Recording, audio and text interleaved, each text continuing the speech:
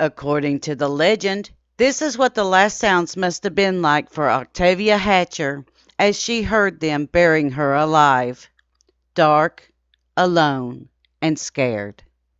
Ever since the invention of the casket, there has always been stories and the fear of being buried alive. Pike County, Kentucky has a hair-raising tale that speaks to this fear during the 1890s. This story comes to us by special request from our daughter. Thank you, sweetheart, for finding this one for us. Today, we will begin the sad and horrifying story of Octavia Hatcher of Pikeville, Kentucky. The Appalachian Mountains are filled to the brim with ghost and horror stories that rival anything that Hollywood could ever imagine. Sit back with your cup of coffee or hot cocoa around our campfire as we relay the true events surrounding Miss Hatcher. As per usual with these stories, we will present the story and the debunking stories associated with the legend of the tale. However, to this day it is said that Octavia has never rested in peace. All aboard the Kentucky Tennessee Living Time Machine. Please fasten your seatbelts and keep your arms and legs inside of the vehicle at all times. But to get going, we need your help. We still need to fire up that time machine to transport us. Please help us by clicking on the like, subscribe, and bell notification buttons down below. Not only does this fire up the time machine for our flight back in time, but it convinces the YouTube algorithm that we need a bigger vehicle to reach more people who love history as much as you do. Now, back to our story. The Hatcher family. Our grim tale begins with one of the most prominent Appalachian families in Pikeville, Kentucky during the 1890s, who were the Hatcher family. James Jim Hatcher, who was born on September 1859 at the mouth of Beaver Creek in Floyd County, Kentucky, to A.J. and Mary C. Lane Hatcher. He was one of 9 siblings born to the couple. James Hatcher moved to Pike County and attended school in the Pike County school system. This was before the time of railroads in the mountains, and so river shipment was an attractive place to gain entry into the business world. At the age of 18 years old, Hatcher began his business ventures when he opened up a warehouse for goods that shipped on the La Vista River. He went into business with several other men to build a river steamer called the Mountain Girl. Shortly after this, Hatcher became involved in the timber industry, shipping lumber on the Big Sandy River to markets in Cincinnati, Louisville, and Evansville. Branching out his business ventures, Hatcher began investing his money into land. He was one of the largest landowners in Pike County who owned properties from Pikeville to Coal Run, which is 5 miles away. Later on, Hatcher would invest in the coal industry and even opened up his own coal company and called it the James Hatcher Coal Company. This also proved to be very profitable, and Hatcher would accumulate a great deal of wealth. He also had his business failings, but he never let those failures deter him. James Hatcher also had political aspirations. He ran in the Democratic political circles. Hatcher would serve a term as clerk of the Pike County Court and in 1932 was elected railroad commissioner for the district. Later in his life, in 1931, he would build the Hotel James Hatcher in Pikeville. He was also into contracting, and he would erect the Pikeville Courthouse in 1886. The Hotel James Hatcher had an unusual lobby and museum. Inside of it, Hatcher bought a casket for his death several years before it would happen and had it on display. This was not an ordinary casket and would be specially made for him on account of what happened to his wife. This casket contained latches on the inside of the casket and had to be closed at the time of the funeral using a special tool. This way, if Hatcher was accidentally buried alive, he could easily escape his premature grave. Also in this display area was an iron lung, which was an amazing life-saving device for those who suffered with polio. Jim Hatcher printed his favorite quotes and sayings and had them displayed on the walls. And he also had ox yokes, ancient handmade furniture, antique weapons and utensils used by the early settlers, and other curiosities. One of the main advertisements for the hotel was that the building was fireproof and that the guests could sleep in safety. This was a real draw at the time because a lot of buildings caught on fire from things like the wrong kind of mixture of kerosene being used as lamp oil. On May 21st, 1869, Octavia Smith was welcomed into the world by her parents, Jacob Jake Smith and Pricey Mary Patty Taylor Smith, at the mouth of Pond Creek in Pike County, Kentucky. Octavia would have one sibling, Will M. or William Smith, 1866 to 1960. Octavia would marry James Jim Hatcher sometime in 1889. Their union would be short-lived. Her death would occur officially on May 2nd, 1891, at the age of 20 years, 11 months, and 11 days old. The birth of Jacob and the death of Octavia.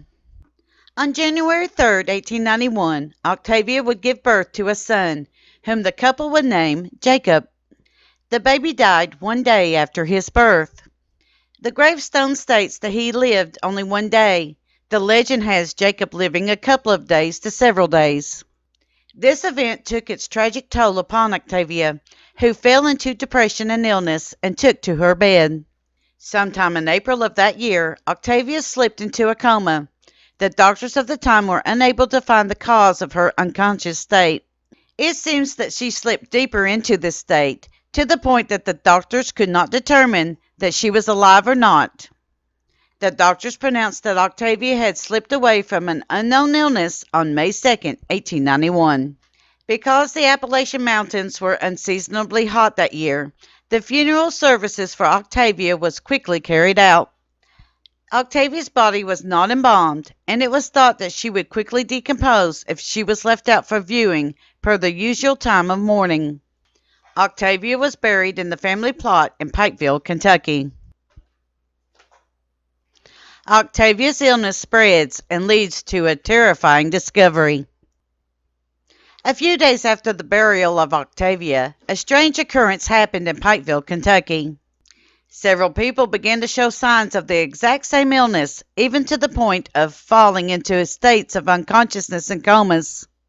It was thought that the illness was a form of sleeping sickness that was caused by the bite of a certain type of fly or mosquito. News of this illness and cause spread among the mountain people and reached the Hatcher family and doctors. Fearing the worst, that Octavia had been buried alive, everyone rushed to her gravesite. There was an emergency exhumation, hoping to find Octavia still alive. However, when the casket was opened, the crowd was greeted with a scene of horror. It seems that the casket was not completely sealed, and there was some air that was able to get into the buried casket that kept Octavia alive for several days. The coffin's lid lining had been ripped and shredded by what looked like bloody hands of Octavia herself. Her face had been scratched and now was contorted into an expression of fear. It is thought that she finally awakened from her coma to find herself buried alive in her casket. Alone, in total darkness, and unable to escape, Octavia faced a terrifying death of slow suffocation. After the discovery, Octavia was then reburied. Having now suffered a double tragedy in his family, James Hatcher erected a statue that was made in Italy of his wife holding their child Jacob on their gravesite. Over the years, legend has it that vandals have broken off the arm holding the child. The statue portion of the infant now lays on the ground beside of the monument. However, this may not be accurate. It is thought that her arm actually held an umbrella, and it was broken off, and the baby statue portion has always been at her feet. Urban legends. The often told version of the story is that Jacob was born in the casket and saved from an early death, only to die a few days later to be buried in his own plot. However, this is discounted because his marker has an earlier date of birth and death than his mother. Another of the most told urban legend concerns the statue of Octavia, that she turns her back to Pikeville. When the statue was first erected, it looked down on the town of Pikeville facing the James Hatcher Hotel.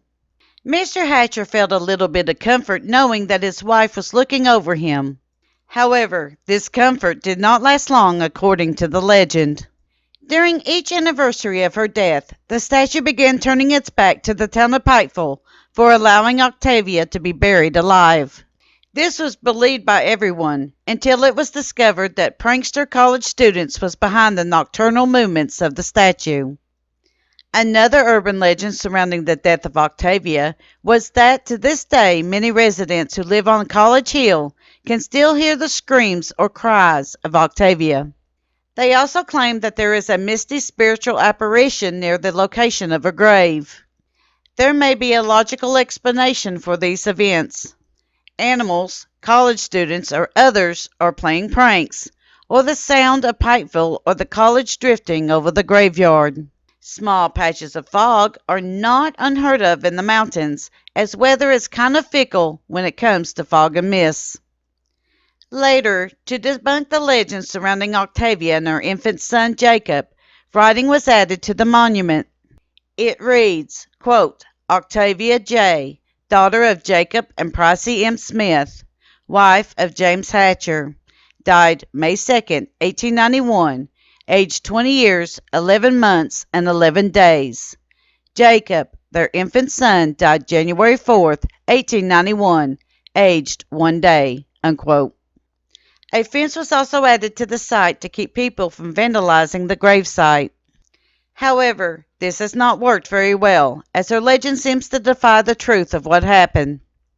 We have found this to be very true of all of our legends versus the truth in the mountains. While we cannot say for sure that if her spirit still walks the cemetery and turns the statue around on the anniversary of her death, it does seem that there are many people who still believe that this happens over 100 years after her death. The death of James Hatcher and the newspaper reports. It is reported that James Hatcher never married again and rarely spoke of his wife other than to praise her and call her the love of his life. It is unknown if the statue of his beloved gave him comfort, but he was able to outlive her by 48 years. And whatever happened to her husband, James? He would live to celebrate his 80th birthday. However, he was very ill in the last several weeks of his life, and he would die in his home next to the James Hatcher Hotel in October of 1939. His life was celebrated in a funeral at the hotel and was attended by many friends and relatives. Notable people attending the funeral were Kentucky Governor A.B. Chandler, Lieutenant Governor King Johnson, and a number of other state officials. He was also buried in the family plot at the Pikeville Cemetery on College Hill. And what about the newspaper articles? Well, there seems to be several months missing in the local newspapers surrounding the death of Octavia Hatcher. We even went to the Library of Congress website for newspapers, and they simply do not exist. Which this is very odd, as there was the Hatfield and McCoy feud, the bloody Breathitt County feuds, as well as the French and Eversole feud that was going on at the exact same time. If the story is true that Octavia Hatcher was buried alive, then the missing newspapers would not be out of the realm of possibilities to keep from disparaging the reputation of James Hatcher and the Undertakers. Thank you. We at Kentucky Tennessee Living would like to thank you for watching our video series on the myths and legends of the Appalachian Mountains. Don't forget to hit that like button, as the more likes we receive, the more likely YouTube is to suggest our videos to other viewers. Also, to receive notice when we upload a new video, please be sure to subscribe and click the bell notification button. Please be sure to double check that you are subscribed, as some of our viewers are finding that they are no longer subscribed to our channel. We thank you for continuing to support Kentucky Tennessee Living as we are discovering the mysteries in Appalachian history.